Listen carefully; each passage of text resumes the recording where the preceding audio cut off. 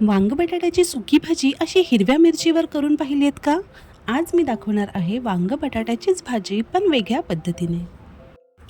त्यासाठी इथे कढईमध्ये तेल तापवून त्यात जिरे, हिंग आणि मोहरीची फोडणी दिली आहे. फोडणी व्यवस्थित तडतडली की त्यात 2 मिडियम कापलेले बटाटे अर्धवट शिजवून त्याला खरपूस रंग येईपर्यंत भाजून घ्यायचे आहेत. नंतर त्यात जवळपास एक मोठं वांग अशा पद्धतीने कापून घेऊन घालायचं आहे.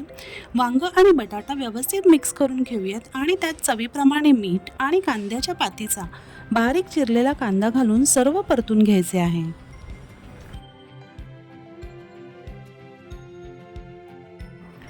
आता यामध्ये लसूण आणि मिरचीचा ठेचा घालायचा आहे. इथे मी 10 ते 12 तिखट हिरव्या मिरच्या आणि 10 ते 15 लसणीच्या पाकळ्यांचा ठेचा बनवला आहे.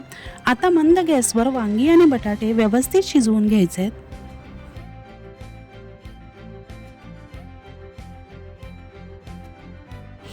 आता यामध्ये जाईल कांद्याच्या पातीची बारीक चिरलेली पात. भाजी आपली आधीच व्यवस्थित बऱ्यापैकी शिजलेली आहे. पात घातल्यावर 2 मिनिटं हलकं परतून घ्यायचे.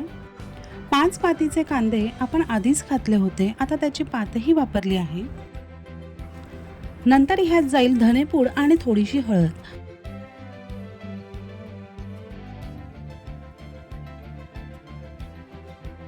मग जाईल शेंगदाण्याचा कूट आणि बारीक चिरलेली कोथिंबीर.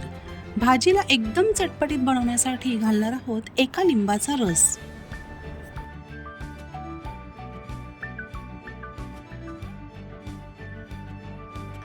वांग बटाट्याची भाजी रेडी आहे.